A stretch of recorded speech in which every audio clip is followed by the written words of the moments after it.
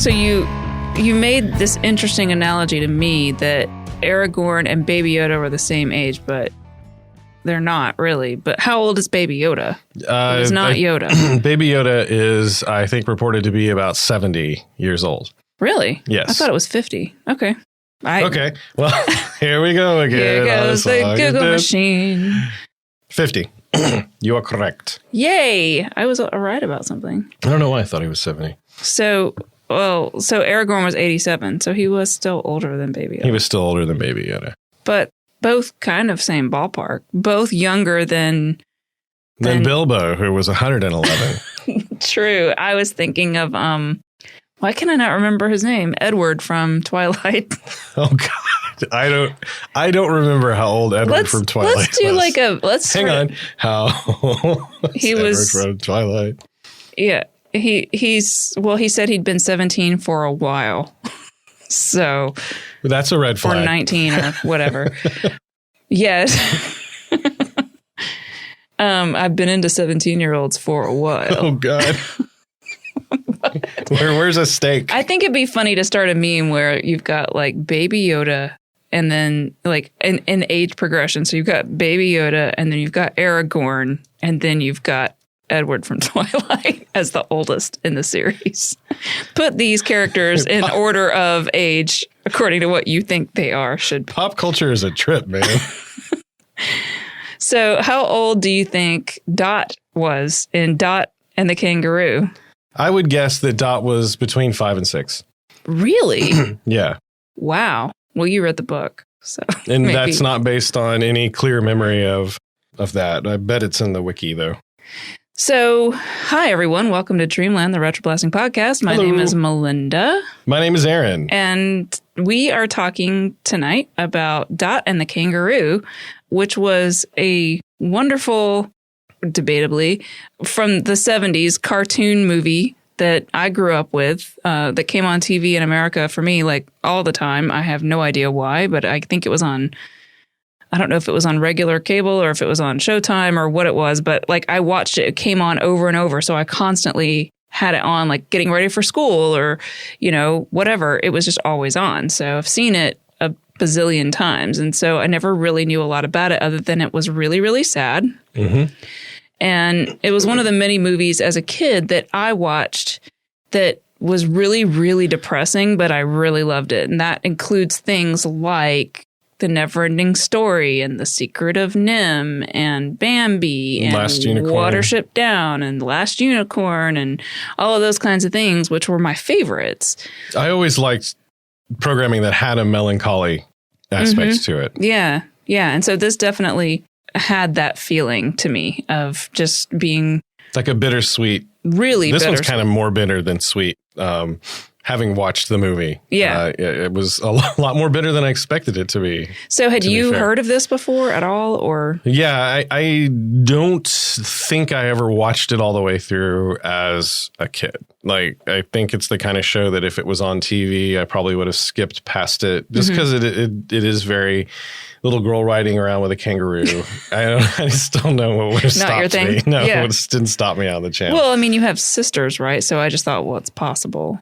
I would go out in the yard and play or go off wandering. We always had to make this compromise when we rented movies that, each of us got to pick a movie. And there was always this big sort of like I thought I was being clever trying to convince her to watch something I wanted so I could have two movies. And of course, it always ended up being Rainbow Bride or Strawberry Shortcake or something like that. I don't remember it being Dot and the Kangaroo, though. Yeah. Well, I mean, I can kind of understand that because I don't know. It's a little weird going back now and watching it, but I think it still has certain moments that really resonate with me even now. But I don't know if that's just because I have a soft spot for it in my heart. I don't know how objective I can be about it. So if you have criticisms, yell them out because it's not going to offend me personally. So this is an Australian film, obviously, that came out in 1977. It's based on a book by Ethel Pedley, correct? And I spent more time researching, or at least living in the world of the book than the movie, because I came over here to watch it, and so I had about 3 or 4 days where I was prepping for this and was saying I'll watch the movie over at the RetroBlasting studio. So I actually read the book. So, and the book is free online, right? Because it was written, it was published in 1899, correct? And so the book came out. Let me just let's start with that. Okay. Ethel Pedley lived from 1859 to 1898. She died pretty early in life of cancer. She was born in London, or out near London, in the 1850s, and she was brought up in a very, very musical family, and she had all of these amazing musical gifts. And I don't know how much reading you did on her, but she and her family moved to Sydney in about 1873. So I believe that puts her at about, she was a late teenager somewhere in there. I did the math earlier, but she studied violin, and she went back to London at some point a few years later after living there in Australia for like 4 or 5 years, maybe a little longer. And then she attended the Royal Academy of Music, and she won all kinds of awards, and she was a singer and all this other kind of stuff. So then she moved back to Australia and started founding all of these different amazing groups for musicians. So she's really known as being this wonderful altruistic musician.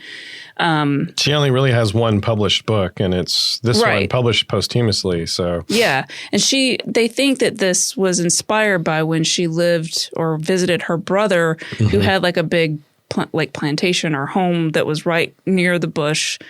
And she sort of encountered the animals there. And so she developed this, like, we need to be kinder to nature and work, be less destructive, and having some of that guilt about how destructive humans can be to the environment and their lack of respect. So all of that really worked its way into this book. One of the things that I noticed, obviously she was super influenced by Alice in Wonderland, which had come out in 1865.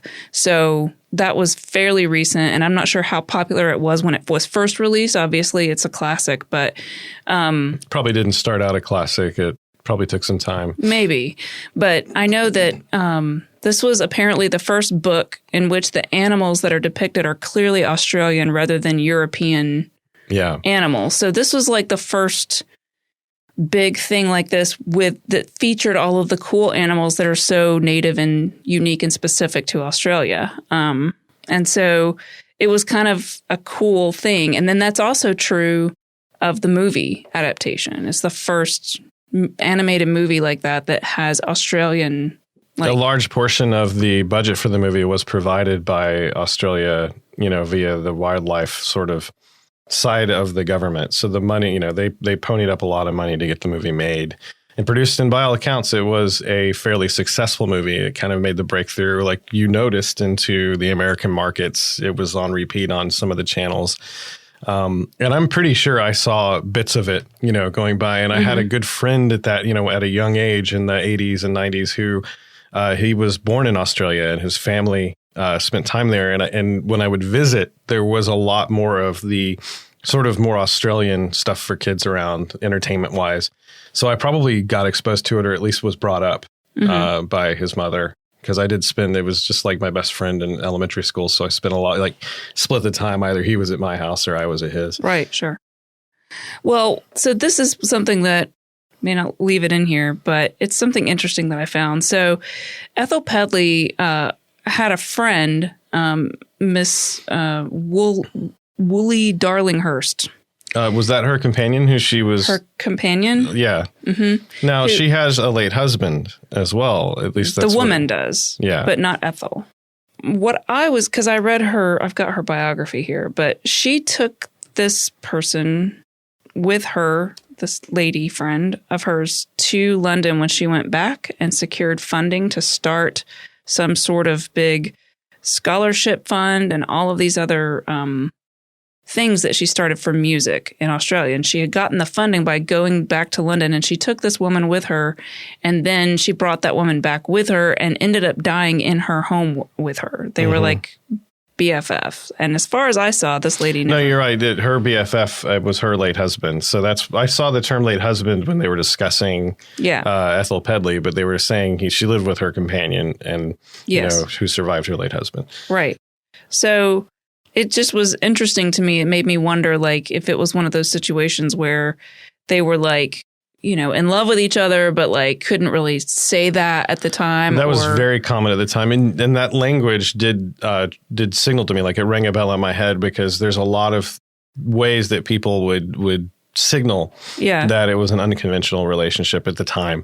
So, yeah, I found myself wondering, was that more of a romantic relationship? But like you, it doesn't really matter. I wasn't sure I would get into that because I wasn't sure. Yeah, exactly. Well, there's nothing on it's none of our business ultimately, but it just, I guess the part of it that it's kind of sad in a way, if that's true, just because it would have been like this potentially, I can't talk about this kind of a thing at that time. And so, anyway. No, I feel like there's a lot you could say about that as a practice.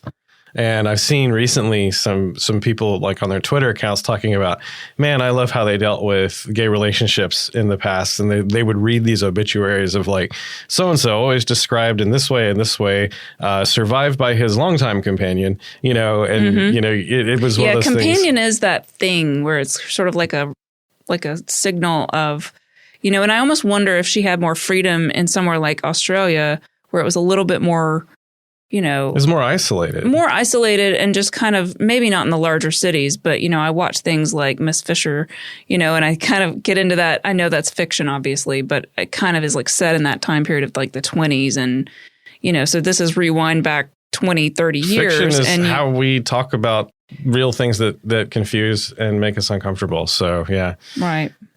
Well, so the other person who was key in developing this movie, obviously, was Yoram Gross. And he has also got a really interesting story. He was born in Poland and then moved to Australia, but he was born in 1926. And so during the Holocaust, he and his family were on Oskar Schindler's List.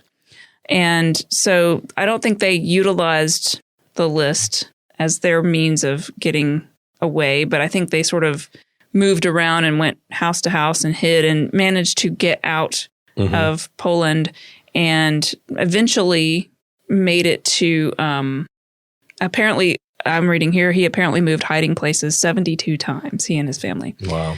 So, but then he also had studied music at Krakow and loved Chopin and all that music stuff. I just think it's really interesting to keep that all in mind when we get to some of the music that's actually in this. Yeah, as a matter of fact, he has I told you earlier that I found, so here I'll tell you for the first time on the show, I found a movie trailer for this that they actually produced. So this isn't like one of those sort of, we made up a trailer in retrospect. We see that sometimes with some 80s movies where they're like, Rambo, and you can tell they just sort of pasted it together.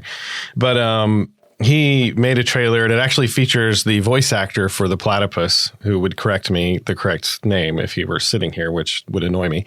But you can, and it's available for free on Vimeo on Yoram Gross Film or on Gross Films Vimeo homepage. And while I was on there, I looked around. He has several more videos that are posted there, and there are actually several short films by Yoram Gross that are interesting.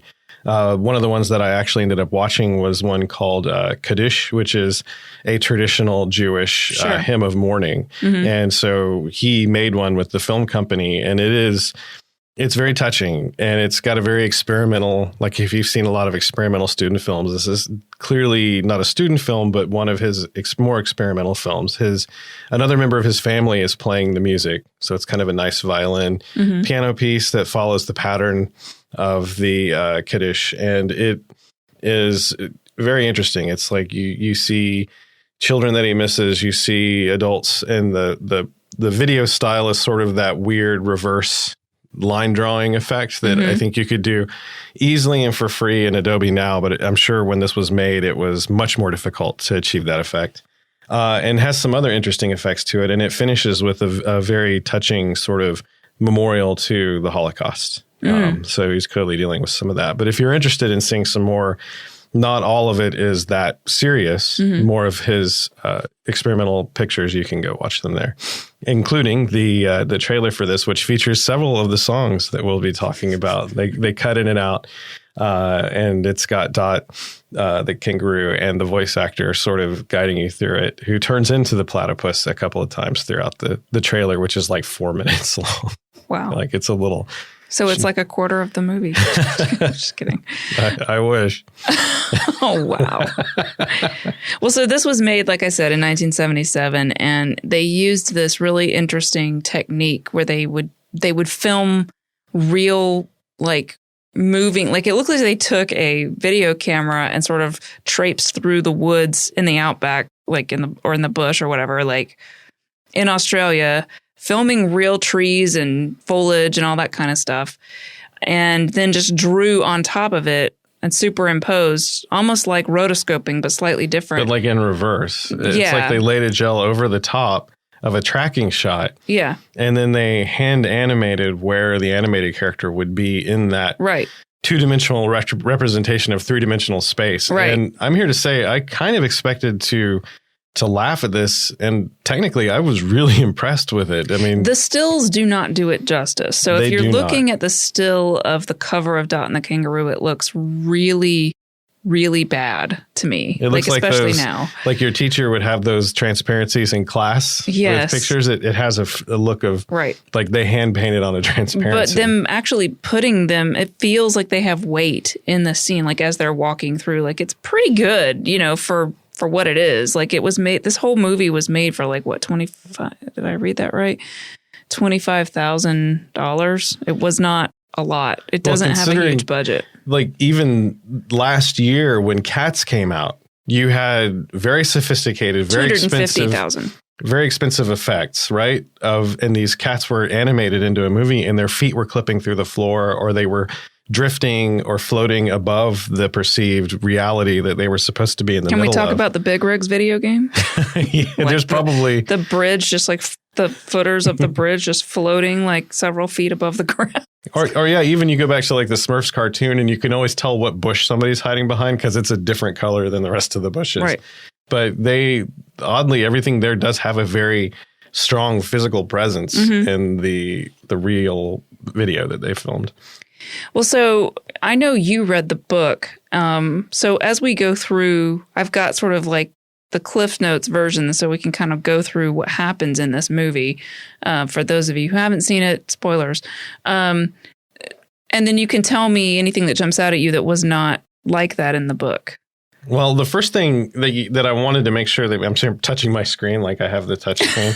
Oh, sorry, I keep doing that. Yeah, I know, I'm just so used to it. I thought it was worth it. If you've read it, I'm sorry, but the dedication that she wrote for the book. Oh, yeah, and because the movie starts out with it, too. Yeah, so I'll go ahead and read it unless you would like to. Please do. But this is her dedication for the whole story, and I think it perfectly encapsulates what the movie is really for. It says, "To the children of Australia, in the hope of enlisting their sympathies for the many beautiful, amiable, and frolicsome creatures of their fair land, whose extinction through ruthless destruction is being surely accomplished." She wrote this in 1899. Mm-hmm. Or actually before 1899. Well, yeah, this is when it was published. Sorry. Yeah. So that is definitely... Where are we now? Right? Yeah. It's well, I mean, it's very on the nose right now for us to be doing this, but you know, I constantly am assailed right now, unfortunately, with koalas in my feed on Facebook just because of the fires that are going on in Australia, and so that's pretty much what brought this to my mind was like kangaroo. Oh, the kangaroo. Oh, Dot and the Kangaroo. Because this was again such a big part of my growing up that for me it's like. I've never been to Australia, but I mean, I feel like a connection with it just because I watched this movie so many times that I feel like those animals are like, oh, very special to me. So, I mean, in a lot of ways, Ethel wrote this book for you. Yeah, well, she clearly had a huge influence on me, 100 years later. So pretty impressive. Go Ethel. Mm-hmm. So this movie, I don't know, you can again tell me, but the first scene in the movie is, well, the first scene with Dot. There's sort of like the long musical intro, but then you come to Dot crying.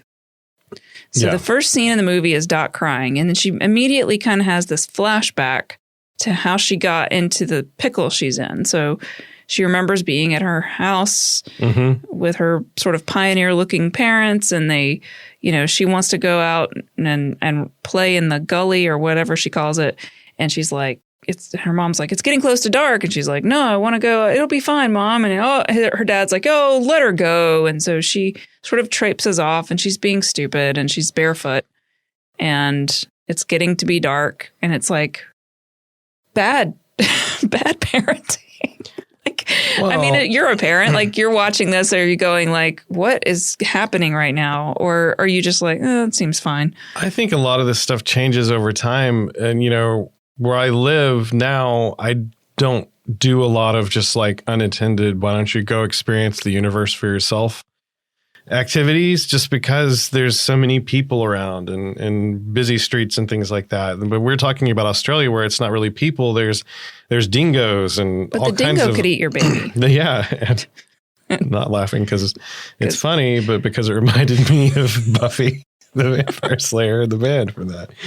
Everything comes back to Buffy. Everything right? does. But that's another podcast. But anyway. But also in 18, whenever she's got this set in her mind, children were also very different, that needed to learn to survive, that needed to follow rules. And I do think that a lot of times parents were kind of like, hey, just go this far and no further, but go out there and don't get bit by a snake and learn all these things. And I think in the book, it sets it up more like her mom asked her to gather something, and she ended up getting turned around and losing her way on her own. Okay. And shortly after this scene, she actually goes through discussing how she remembers another little boy who got into a similar situation and got lost. And she is recollecting how the families came together and went out searching. And eventually they found his body. And she's anguishing over the fact that now she's putting her parents through that.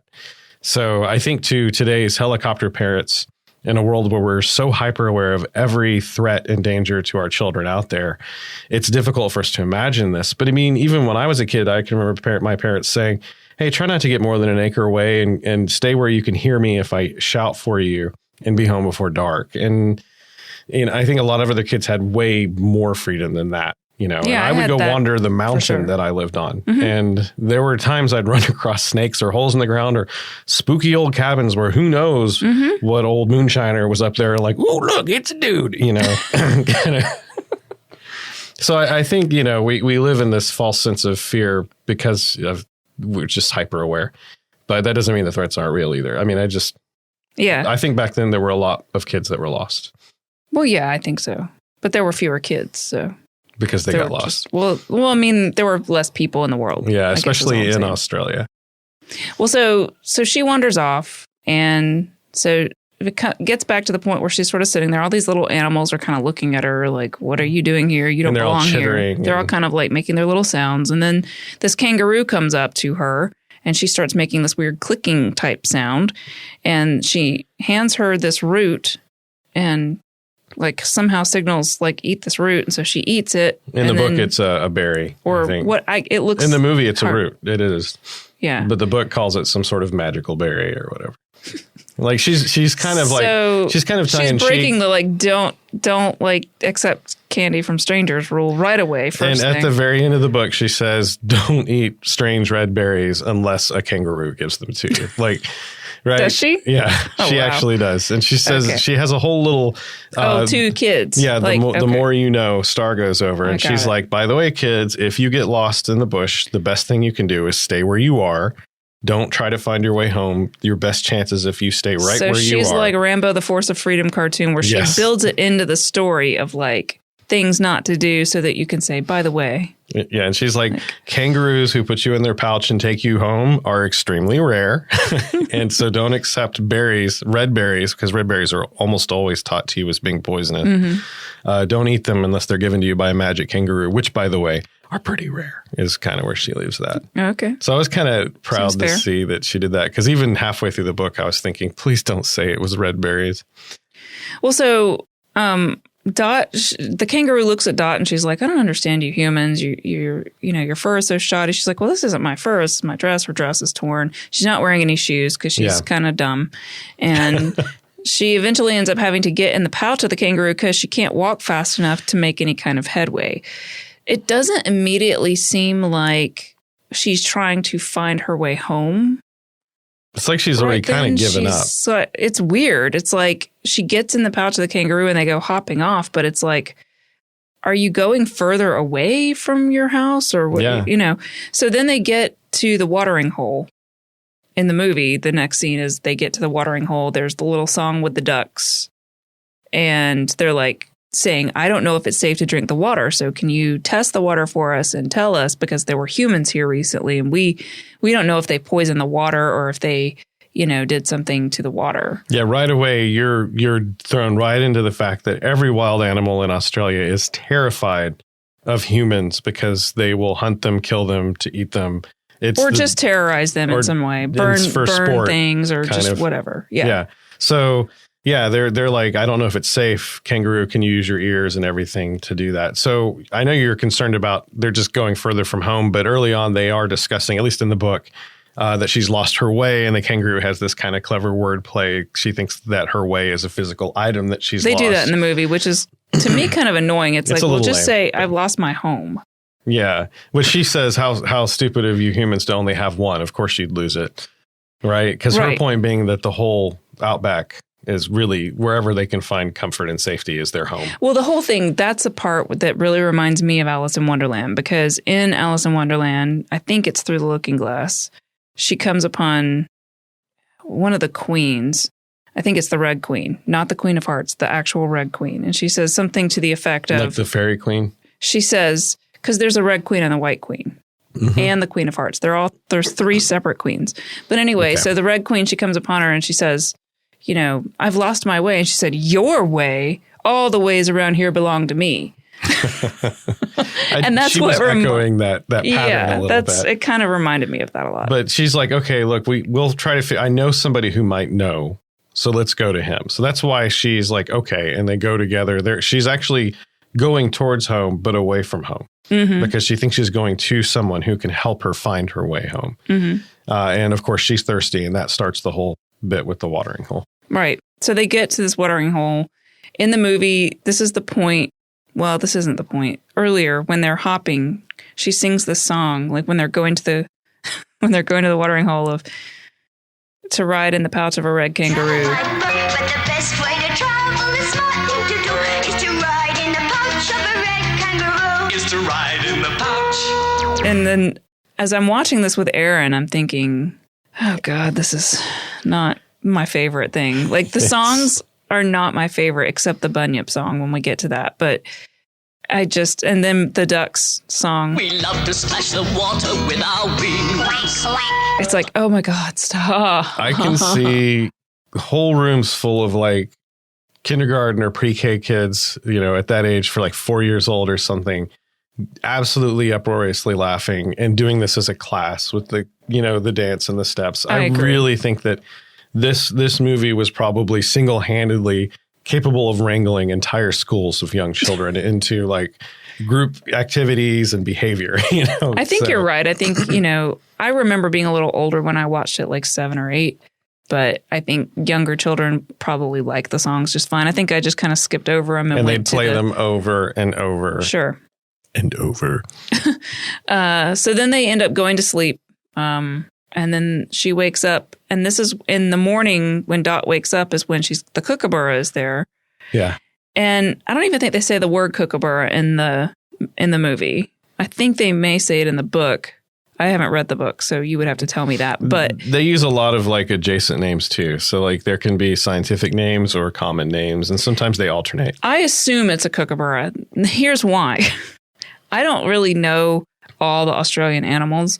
But I know that one because in the 3rd grade, we sang the song, Kookaburra sits in the old It's playing in my head right now. Yeah. So I was like, and he laughs, and that bird laughs. So I assume because the kookaburra makes that laughing I think you're right, and sound. He kills snakes. And so there's a snake on her, and the kookaburra is like sort of being very matter of fact about that, and he runs over and he like kills the snake. And you talked about in the book that was more graphic or something. It was. The fight was a little disturbing.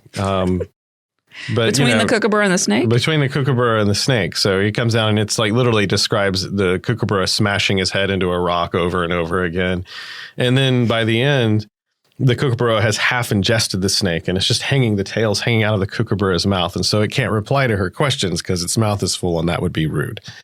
So, but some of that I think has a lot to do with in that time, something like that would not have been as shocking to see a wild animal destroy and eat another wild animal. It's sort of like just, oh, okay, yeah, kookaburras eat snakes. Well, and they do. I wouldn't put that in a 70s cartoon or, I mean, I didn't find that particularly upsetting because they do eat them. It just was like. But they didn't animate the impact of the snake's head into the rock and then the breaking of the snake's head. And right. The giggling of the kookaburra. Like, yeah, just loving every second of it. Well, so after that weird little moment, they end up going to this animal congress, which is what the kangaroo says. I don't know if that's what it's called. Is that what it's called? In the book, it's both less formal and it is way later in the story. That is like the last thing they do before she gets home is the whole. And the way it's portrayed in the book is a little different than this as well. They sort of conflated two events in the book to make this. So there's an event that's more of a party and there's an event that's more of a trial. And I think they kind of mixed that. Which the trial aspect is another reason why this feels like Alice in Wonderland.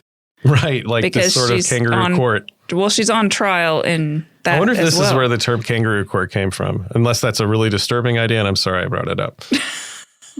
I meant to look it up, but I ran out of time. Okay, well, I'm going to... Okay, you look it up while I tell this. So in Alice in Wonderland, of course, Alice is on trial, and, there's that whole, with the Queen of Hearts, the part that everyone always gets. By the way, can I just say that's a huge pet peeve of mine with the Red Queen and the Queen of Hearts? I'm starting to pick up on that. It really bothers me, and it's because I love the Red Queen, because she's very bossy, and she's very mean, and she's kind of like, she says stuff to Alice like, curtsy while you're thinking of what to say. It saves time. And I love to say weird stuff like that to people, and they just look at me like, I don't get what you're talking about. But so in this movie, they go to this animal like trial or court or Congress. I can't remember what the word was that they used in there. And at first they do kind of start off with saying something to the effect of, well, she's a human. Why should we help her? If she's here, it's because she's done something wrong, blah, blah, blah, blah, blah. They say animals don't get lost because, so if it's a human that's lost, it's because they're just humans and they're dumb. And she says, that's not really true. Look at my Joey. He got lost. And they're like, oh, that's right. Your Joey got lost. And so because they kind of feel that guilt and empathy for the Joey, they sort of transplant that over onto Dot. And they're like, oh, well, she's like a human version of a Joey. It's not her fault that she got lost. She's more like one of us. And so then they decide to help her. And it happens pretty quickly. Like there's not a lot of anger directed at her. And so then they're like, well, you just need to ask the smartest person in the forest. And that's the platypus. Yeah. Okay. So, and I don't know how much you want to do this, but in the books, they literally go from the watering hole to the platypus and have that whole exchange, which is very similar. But they do this sort of weird, like Lay of Luthien, Lord of the Rings kind of moment in that, where the platypus who, in the cartoon sings about how they've been there for millions of years. Well, in this case, you get this weird sense that he's kind of Tom Bombadilian in the way that he remembers and is lamenting the loss of all of these other associates he had as they evolved into. And he leaves with this parting wisdom of like, I think people will be fine eventually once they've been here for 3 million years. But right now they're still young and they're still doing all these stupid things.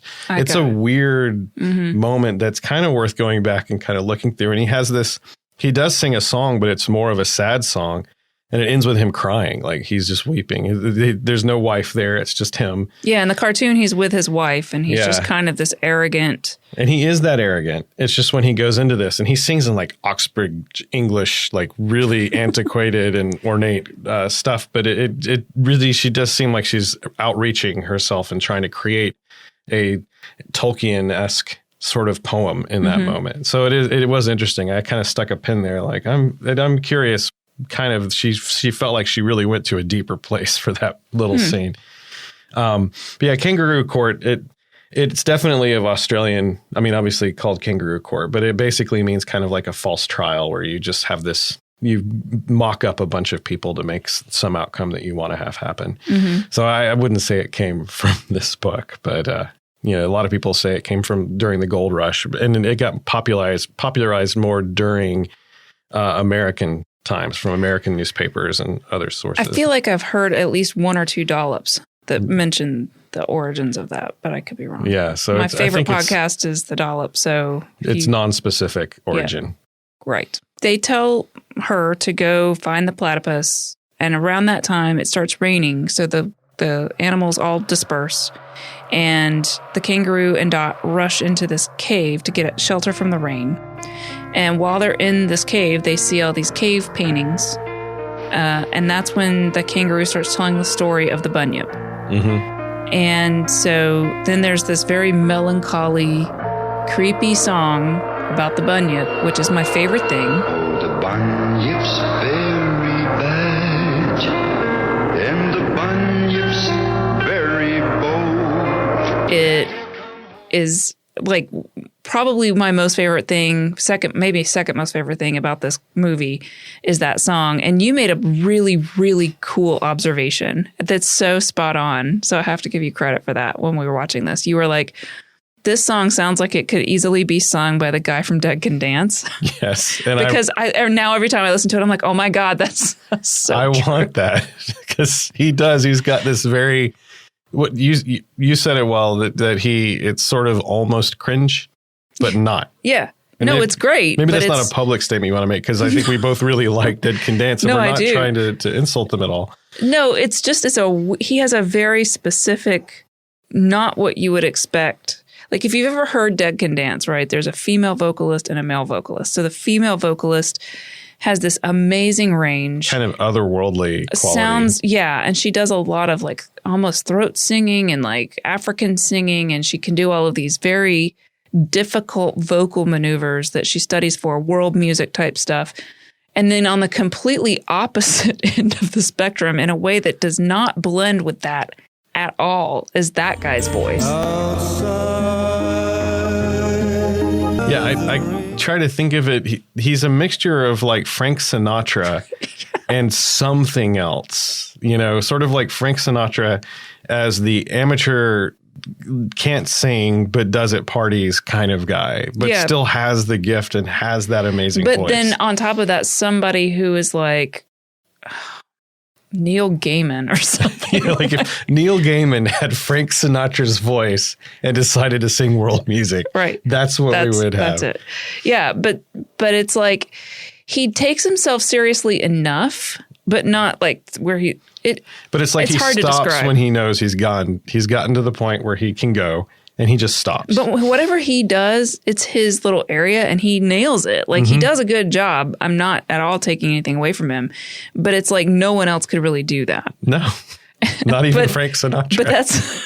But that's why it's so perfect to like think of them doing the Bunyip song would just be like my favorite thing in the world. So please, somebody out there, Dead Can Dance needs to cover this song. It would be, and it's world music because it's from Australia. I'm not convinced that they haven't at a concert somewhere done it as a warm up or something, but it would have all probably happened pre-YouTube and everybody has a camera. Well, I mean, you want it to be in a studio. I know you want it to be. No, I'm fine with any of it. Okay. It's really good. So, but anyway, so the bunyip, which apparently the bunyip is an actual thing. It is a sort of just this well-known myth that is from Aboriginal Australians that sort of the word translates to something akin to like devil or evil spirit or boogeyman or something like that. And so there's a lot of different debates about like where it actually came from and all of that kind of stuff. But later in this movie, they talk about this bird who makes a sound that the Aborigines think is the bunyip. Mm-hmm. And that bird, which is called a I don't know how to pronounce this. I'm sorry. Bittern or bittern, or it's Bittern. It is known as being like the bunyip. That's the sound that is called like the bunyip bird or whatever. But when its call echoes through the caves and everything, it generates this huge, scary sound. But it is weird because I'm gonna pull a sound of it and put it in here. Okay. Right here. It's not at all what you think it's going to sound like.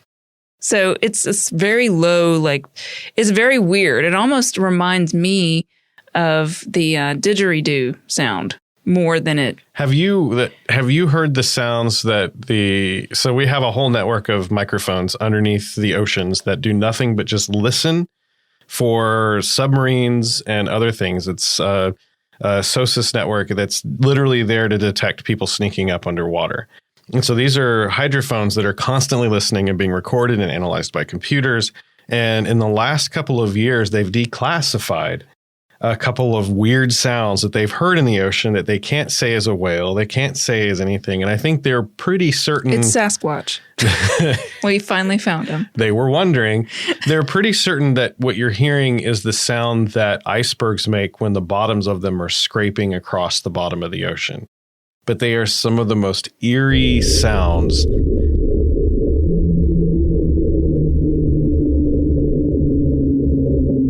And they didn't know what it was. So I think once they figured out it wasn't some sort of top secret technology, that it's probably more natural in origin, they released them for people to analyze. But they're freely available. I would highly recommend you guys. This is my weird Chernobyl moment of like, here's a weird thing that I found. Now I'm going to have to find that and put a link in the... It will haunt your dreams. Maybe it's this bird. Well, so is this. The bunyip song will also haunt your dreams. So this is going to be a disturbing podcast. Yeah, this episode about a beloved children's cartoon is going to scar you for life. That's right. Enjoy.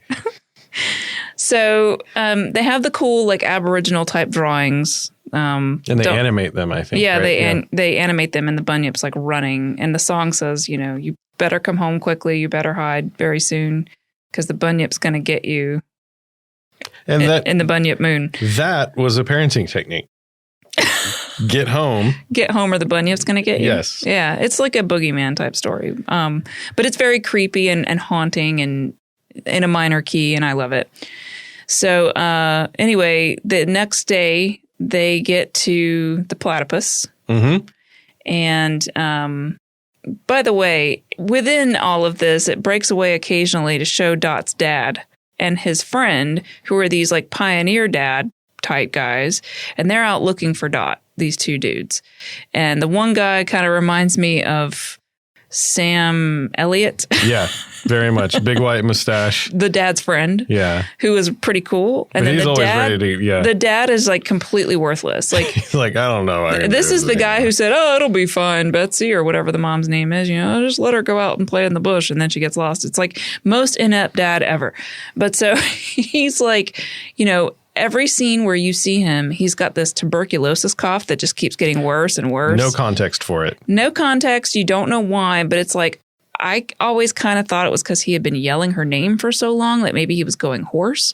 But the friend doesn't seem to have that problem. So it just keeps showing little clips of them like desperately, like he'll be crying or he'll be really upset. And the Sam Elliott guy is like, come on, Jack, like, let's keep looking, Don't give up yet. Jessie is the mom's name. Don't know why that just came back into my head. It's amazing. So they get to the platypus. He and his wife are there. They sing their little super snooty platypus song about you're cringing over there. It's pretty awful. He talks about his scientific name and how long he's been there. And he's like, you're not here to write a book about me, are you? I hate it when people write books about me. That's from the book. And straight up, she has to tell him, I'm not here to write a book about you before. Some people think that I am a duck or something like, ugh, can you even believe? Like, yeah. But so he is very smart, and he says you need to find Willy Wagtail. Yeah. So because there's certain animals that like humans, and they're like, oh yeah, these types of birds always know the humans in the area, and he's going to know he knows where this you area live. pretty well, and he's going to be the one who probably. And they kind of look down on them for that, for being so friendly with people. Right. With people. So Kangaroo and Dot wander away, and then they come upon a koala who is trying to sleep in the middle of the day, and he's sort of portrayed as being very, very lazy. And he's like, it's hard to get a good day's sleep around here with all the talking. Hint, hint. Like, and but he finally says, you can find Willy Wagtail. He's going to be on the other side of the mountain. And at this point, I'm like, okay, this little girl got lost and then somehow crossed an entire mountain's worth of space. Well, the cartoon does not follow the narrative of the book. Okay. But it does have the same beginning, middle, and end of the book. So I think you have her beamed to another place because the cartoon totally skips a whole section of their journey and puts things out of order. Okay. Like the bunyip should not have happened before the platypus. There's a whole chase scene involving the Aboriginals, which I think comes later, or maybe not at all. I can't remember from the cartoon if they did do the chase. Mm-hmm. Okay, that's right, because there is a little bit of that. Yeah, we're getting there. It's actually... I'm not trying to jump ahead. It's literally the next thing that happens. So the koala says... But that's the thing that gets them to the other side. Well, that's true here, too. So the koala tells them to go to the other side of the mountain. So as they're making that trip, like to go in that direction to try to find Willy Wagtail, it's getting later or whatever, and they stop. And there are these Aborigines dancing and doing this dance, like this red kangaroo dance, where the one guy is wearing a red kangaroo's like pelt and head and everything and dancing. And they're basically reenacting a hunt because Aborigines are hunters, obviously, hunter-gatherer group. And they, were like dancing out the act of killing the kangaroo and then eating the kangaroo or whatever. Which in the book didn't disturb the red kangaroo watching with her. Like she was the one who wanted to stay and see what happened. And she was laughing at how stupid. She's like, yeah, if kangaroos were that stupid, of course they would get caught. Like she didn't have a whole lot of sympathy. Yeah. And Dot was like, we need to go. Yeah. And she's like, I just want to see a little more of these people. In the movie, the kangaroo was very upset and Dot was begging to stay and watch this thing. And so they get to the part where they kill the kangaroo and Dot cries out like an idiot. And she's like, ah! And then, of course, the dingoes that are there, they make it seem like the dingoes are the pets of the Aborigines. Yeah. They're laying there like next to them, like hanging out. In the book, they're treated that way, too, because I think animals that have kind of become subservient to a group of people are not considered sort of wild animals anymore. Almost domesticated. Right. Because the Aboriginals in the story, and I'm no expert on Aboriginal peoples or anything, but in the story, they were being used to help hunt, run down the kangaroo. So they were a part of the tribe in the mind of the red kangaroo. Right. Well, so the dingoes start chasing them.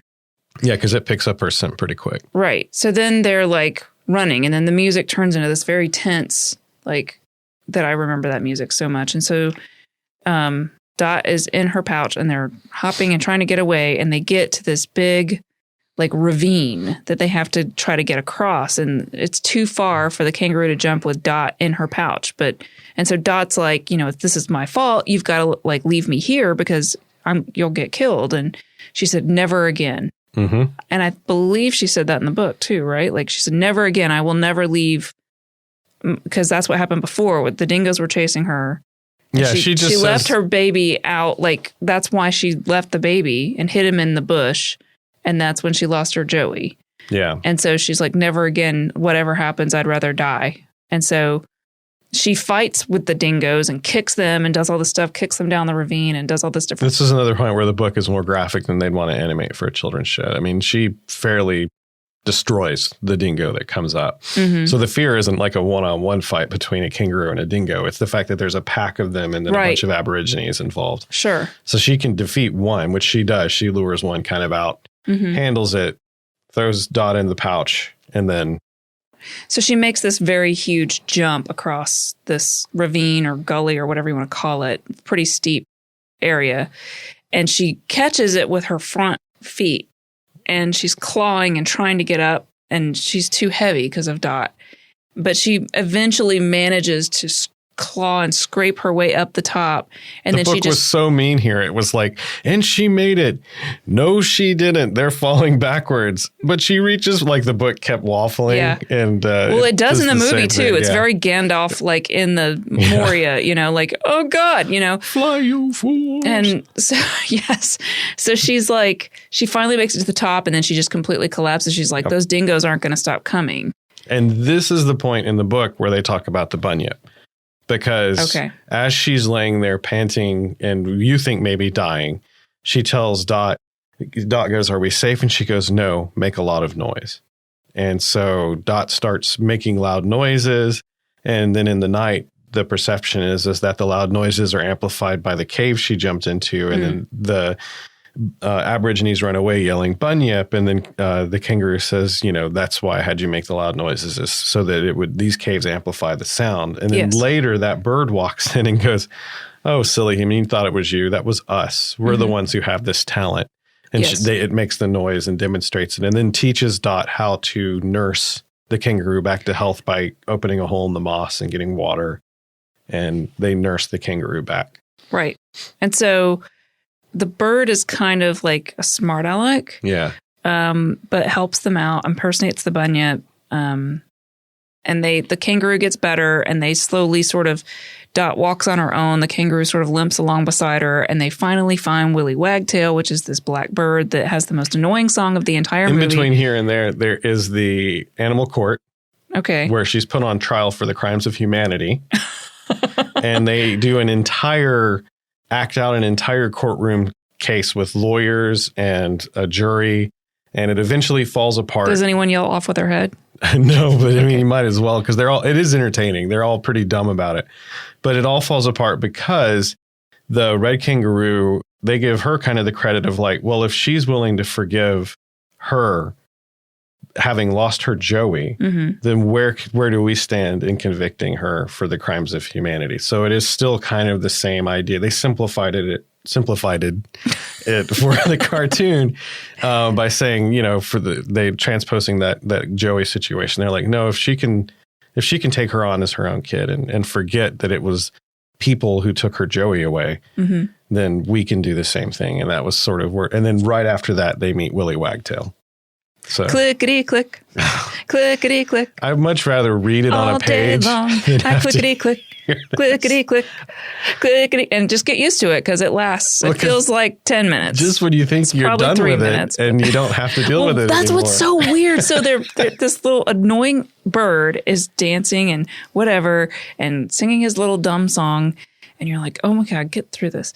So they finally say, I'm looking for this. And he's like, I know where to take you. And so then they cut to a scene of like Dot's home with the mom and the dad and Sam Elliott all standing in the living room crying. Literally, they're all just like the mom sitting at the table with her head down, crying, sobbing.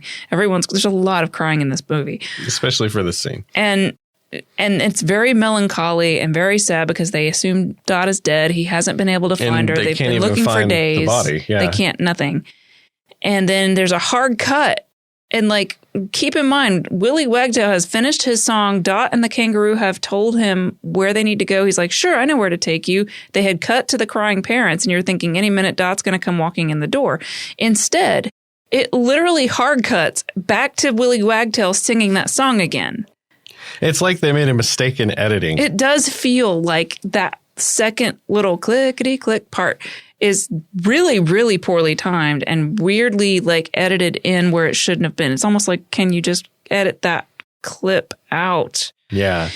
Because the next scene, like it hard cuts then after that short little snippet of that again to Dot, like getting up to this wooden fence, and she climbs through and she's like, I'm home, you know, come with me. And the kangaroo's like saying, you know, they're saying their goodbyes, but that little extra clickety click part was like, what is happening? It destroys the whole rhythm pacing of the emotional energy. Yes. And the book had, and this is the thing, I read the book with you having told me that this is a seriously depressing story. Like it was dark is what I was expecting. So the whole time in the book, they're getting closer to home. They describe the clickety click song, right? So I could glaze over it and get to the next actual paragraph, although I did read it. And I'm just thinking, they're going to walk up and someone's going to shoot the kangaroo.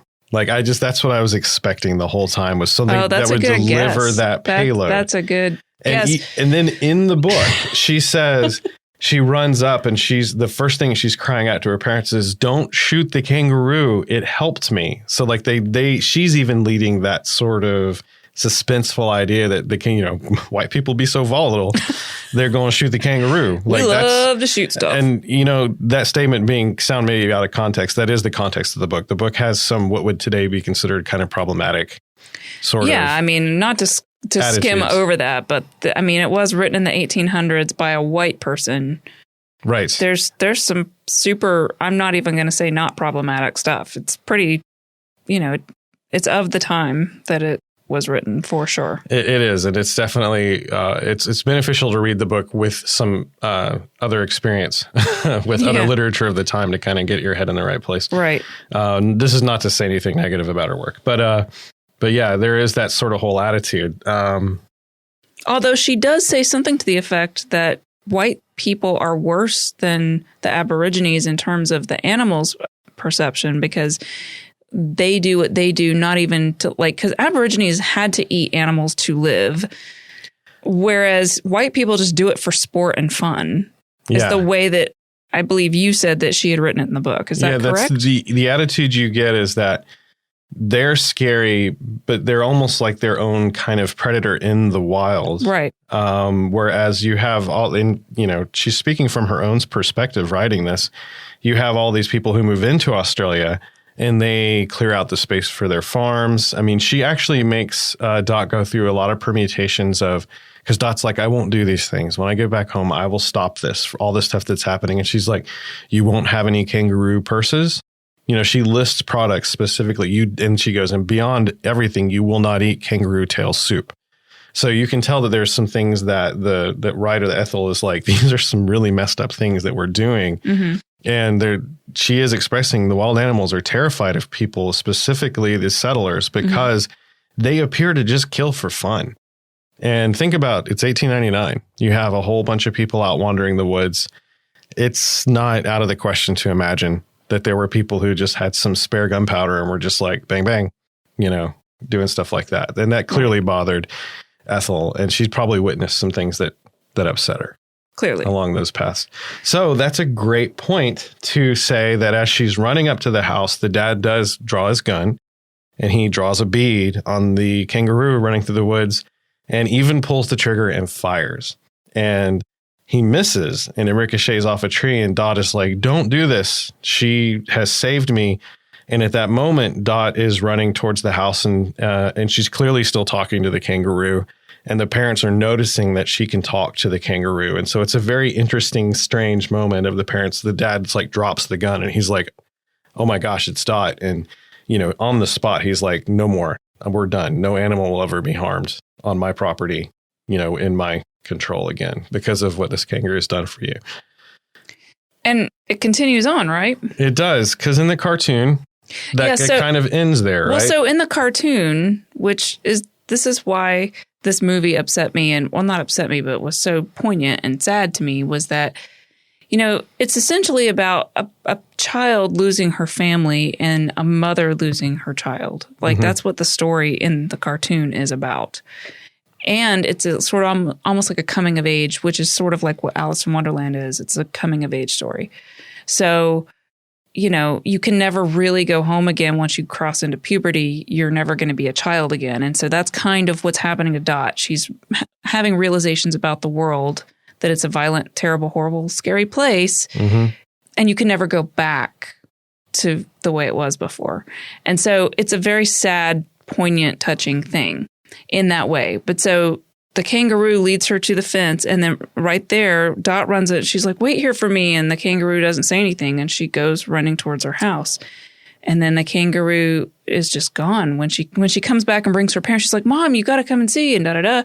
And her parents are crying, and they're so happy, and they all come down to the fence, and the kangaroo is gone. And Willie Wagtail's sitting there, and he says, she had to go back and have her freedom. She has to have her freedom. And they're playing this really depressing music.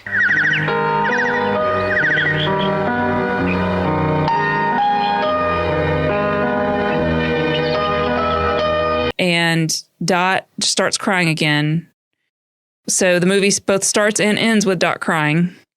And the kangaroo Dot has now lost something else. Yeah. Right? She lost her way or her home, but now she's lost this other part of her that will always be with her, but she can never have it again. Kind of poignant, melancholy thing. The kangaroo is hopping off. And at this moment, that's when the film changes. The animated kangaroo, it like fades out to being a real kangaroo hopping. And for some reason, that image with that music playing behind it, sobbing, just I could feel it right now. Just like it's going to happen. Like I'm just going to start crying. And I know it's kind of corny and that may even be a male kangaroo. I don't know, but it doesn't matter because there's something about that transition of it being like it's driving home that point of this is about real animals that are out in the real world. Concern. This is something that you need to be aware of. And so she never finds her Joey. And she is the mother figure in this movie, and she's this martyr character, and then she's just gone. And it's like, that's so horrible. And you blew my freaking mind, Aaron. I was so when mad. You were like, you got mad and you were like, oh my God, this is why you said this movie was so sad. And I'm like, what are you talking about? I'm sure if Yoram Gross was sitting right here, he would say, here's why I did it that way. Do you remember the Holocaust? Yeah, I'm sure that this was informed by someone who has had possession of some extreme terror and sadness. Yes. And some of that was bound to come through. But in the book, like I've already kind of spoiled, the kangaroo accompanies her all the way up to the road in front of the house, and the parents rush out and interact with the girl and the kangaroo, and they can't understand the kangaroo. And she still can. And they proceed to turn around and walk towards the house. Now, one thing that the movie doesn't do during that scene where the kangaroos just jumped and you revealed she was like, never again. While she's recovering, she tells her that she was hunting and it was the white settlers who had been chasing her when she lost her Joey. She says that during the Animal Congress in the movie. Okay. Yep. And so she says, would a lot of animals, deer here, do that? They will hide their child. They will, because you've seen the pictures of baby deer who like look like the stairs and stuff. So she basically arranged her Joey in a way to be safe. And then she led them away and then came back to pick up the Joey and it was gone. And that's how she lost her Joey. Well, as she turns around, as Dot turns around and Sam Elliott is coming out of the house to see what's going on, a baby Joey hops out of the house. And the mother kangaroo goes, that's my Joey. And she goes, oh, and the mom says something along the lines of, yeah. When they went out on that hunt, he found a baby Joey and brought it home. And they'd been basically taking this Joey. So there is still kind of a dark component to it. But the book ends with the mother being reunited with her Joey, completing that. You just like, the day you told me that, when we sat down and watched this, it broke my brain. I was so mad. There's a huge chunk of your life that you can't get back now. But, that doesn't subtract. I'm never going to have that closure. Well, you do know. She got her Joey back. I still see that poor lone kangaroo. And right next to it is a little Joey just hopping along. No. Just hopping in the pouch of a red kangaroo. He's got a little toy in his pouch. Right in the pouch of a red kangaroo. Yeah. Okay. And they're going to Denny's. They're getting some pancakes. Everything's going to be fine. That's what I'm telling you. And then, of course, a lot of the other animals join them because she can still talk to animals at this point. And they spend the evening together. And the parents are like, I don't know. I think she really can't talk. There's like some of that going on. And the next morning she wakes up and she can no longer understand the animals. And the parents believe her and they go looking for this berry and can never find it. And the kangaroo even said, if you eat too much of it, you'll get a tummy ache. And too much knowledge will be bad for you. This is the weird connection between this and like the apple in the Garden of Eden. Yeah, they say that in the movie. If you can't eat too much of that now because it's a root, obviously, in the movie. Yeah. Or you'll know too much. And she said, can you ever know too much? She said, oh, yes. It'll make you miserable, which is super true. It is like another message to kids of like, enjoy having a little. Ignorance is bliss, children. I don't think it was quite that malevolent. But in the book, she proceeds to turn their land that they live on into an animal preserve where her parents, it kind of ends with the image of her parents watching her in the field by the pond, frolicking around with the various animals. Man, it has a very Twilight ending where it's just everybody's happy, everybody gets what they want, nobody dies, it's all great. Whereas... but she spends the middle portion of the book literally being like, this, bad. This, bad. This thing about society, bad. Like, it's very heavy-handed. I think it's very interesting how the sacrifice of the kangaroo is heightened by the ending in the movie versus the happy ending in the book. Well, it's more like she does get rewarded for taking this chance and taking care of the girl, which she is kind of at times ridiculed by the other animals in the book for having done. Like, why are you doing this? I would love to know, and I wasn't able to find any interviews or anything with Yoram Gross to find out why he made the change. That particular change. I assume he thought that it ends the story at 82 minutes, 85 minutes, however long the running time of this movie is, but also is probably just more I think the poignant. trauma of it has made it stick. Well, that's what made it stick with me. But the scene where the kangaroo has to hop over that big ravine, was pretty upsetting to me as a kid as well. Like running from those dingoes, and in the movie, it's much more about running from the dingoes than the Aborigines. So it's really the Aborigines. They're back there, were on their way up. They're back there, but and in the book they talk about how it's only a temporary reprieve. Yeah, because they can get around. They can go down the hill and get around. They do say that in the movie too. So, but the bunyip thing scares them away. But that part is very upsetting. The bunyip thing is. So there's the three scenes, the like ending, a supernatural fear. There's a very visceral fear of them being attacked. And she basically guts that dingo and throws the pieces of him down the hill in a way. And then there's the sort of naturalist fear of the fact that this is a limited natural resource and nobody seems to care about how it's treated. And she clearly says at the beginning of the book, look, I want you guys to realize this is important and you should take better care of it. I think so. So just zooming back out and looking at the broader scale of this the movie, the book, but particularly the movie, it's interesting because it made it much like Crocodile Dundee, which we talked about a few episodes back. It made it to like the world stage. And so a lot of people all over the world saw it, and it's very quintessentially Australian. So it features Australian animals and, the bush and all that kind of stuff. And so that's kind of an anomaly. Yeah. There's not a lot, or at least certainly in the 70s, there weren't a ton of things out there like that. So those two movies are really some of the first world level movies that lots of people all over the world were familiar with Australia. And like all good streams of sequel movies, this one concludes at movie 8 with Dot in space. Yes. Well, so yeah. were you going to go there? I was. So the sequels, you've got Around the World with Dot and the Bummy. No. Dot and the Bunny, Dot and the Koala, Freezing. Dot and Keto, et cetera, ending with Dot goes to Hollywood and then Dot in space. Yeah. World with Dot, Bunny, Koala, Keto, Whale, Smugglers, Hollywood, Space. So like Leprechaun and every other movie that gets too many sequels, it ends up in space. Apparently, all of the films in that series have a negative impact of humanity on animal life and nature. So they're all about that. I don't really know how that applies in space or Hollywood, but Well, they do say that there's diminishing returns for each of these outings. I'm sure that's true. I don't know how far they drift because I didn't take the time to watch all of these. Dot in Space was 1994, so who can even tell what everything was in space in 94. True. It was super popular. So the reception for this movie was pretty good, I guess. Like it was, probably in Australia. If you're from Australia, shoot us an email and let us know how you perceived this movie or how popular it was there. It got released, like I said, it was apparently played on PBS all the time here. Maybe that's where I saw it. Probably is.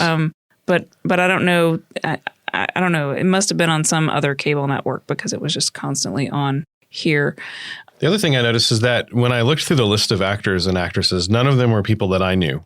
But I got this sense, you guys have been watching a lot of Doctor Who, right? Mm-hmm. So that means that every time you watch another BBC television show, or even while you're watching Doctor Who, if you've seen a lot of other BBC, you see that a lot of the actors and actresses kind of for sure are a much bigger deal in England than they are here, but we may see them and know them from one show.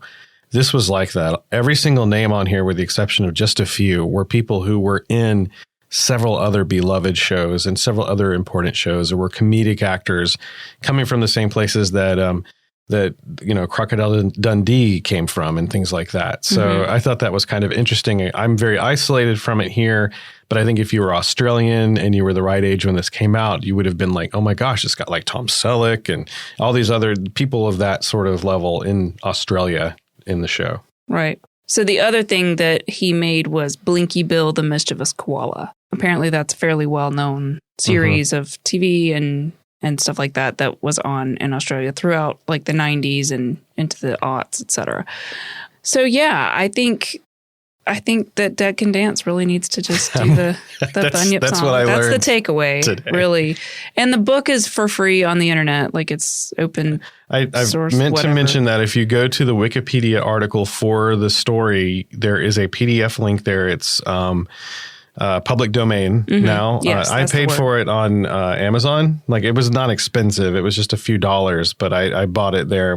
Probably shouldn't have had to do that. I could have just emailed my Kindle the PDF, but I don't mind, doing that for the right publishers. But yes, you can go read it. And it is a fairly short read. I read through, it's like 115 pages or something, got through it in a night. It would have been interesting to see what else she would have created if she had lived, like in terms of other children's books. That was shocking to me because I saw all these other dot and the things. And so I thought there would be at least 3 books after this. And no, she wrote this and then it got published after she passed away. And, it was just kind of weird. It felt like, yeah, she wrote way too well for this to be the only thing. And you could critically look at her writing and be like, that's a little cumbersome. Like from an editor today would probably be like, let's clean that up and let's do these things. I'm not insulting it. I'm just saying, I think that for commercial purposes, and I'm almost glad it didn't have that final touch because I do like how it's a little uneven. And sometimes it feels like she's reaching for Tolkien and sometimes it feels like she's reaching for something else. But it did seem weird. Like if I wrote my first book, it wouldn't be anywhere near as well constructed as this was. She was clearly a very well-educated, gifted person. Kind of a savant, all of that musical knowledge. I think it's an interesting concept to think both of these people came from European backgrounds, moved to Australia. Both of them came from very musical backgrounds in terms of Yoram Gross and Ethel Pedley. They both came... I almost said Petey. They both came from there with all this musical knowledge, and that influenced both of them in the way they told the story, because both of them have their own version of the story. It's just kind of an interesting... In a weird way, I guess, his treatment is like an editor's treatment of it. Yes. Both making it more for children and horribly scarring 2 children at the same time. But think about that. He's someone Thanks, Yoram Gross. Well, he's also someone who was probably very scarred, and his relative opinion on what is scary, it was differently informed. So, I'm not picking on it too hard, but I am saying, bro, that was harsh. I mean, I know adults right now who were like, holy crap, she got her Joey back. He has a very, like you pointed out, a very extensive set of things out there on the internet, so go check those out. But this is sort of like one of those that's a snippet into my childhood. So while you may or may not think that this particular movie is like Academy Award winning or really worthwhile, I feel like it has a really interesting message and a really cool aesthetic and a few moments in it that are very iconic, and at least one song that needs to be done by Dead Can Dance. So if you have any one takeaway... Which is more than most modern movies could say. Right. So what's your takeaway on this particular movie, if anything? I don't know. It's probably a little dull, but I did sort of rediscover that this era's style of writing and topic of writing was fascinating, but to get to live in the heads of someone who's, over 100 years ago. So while the importance she put on protection of wildlife and everything like that is interesting, it wasn't the thing that reached out to me the most, but it was interesting to think about the way people thought back then. So I don't know. It's more kind of a boring takeaway, but I did walk away going, I wonder how many other contemporary authors have stuff like this out there to look at. I think my big takeaway was, why the hell did I not ever know that the kangaroo found her Joey in the book, or that this was even based on a book? Because I remember the day you said, well, I read the book. I was like, it's based on a book? Yeah, that was your response. Because I don't want to sound like a Philistine, but I mean, honestly, I just you do. There's not a lot of contextual, like when you see this somewhere, it's not associated with a blurb, because you would have seen it back in the 80s. At least not in America. Like maybe it would have been up next Australia, is Dot and the Kangaroo, and that's it. You know, pretty much, yeah. And I guess if you were really watching the movie, you would see based on the book by Ethel Pedley, but you would not have been looking for that when you were a kid. Mm-mm. It would only have been now when you went back to rewatch, you probably would have instantly been like, holy cow, this is a book, right? Mm-hmm. So, sure. And then I saw that it was a little over 100 pages and thought, yeah, I got no logical reason I can't just read this. So. All right. Well, there you go. Dot and the Kangaroo. Thanks, Australia. Clickety click.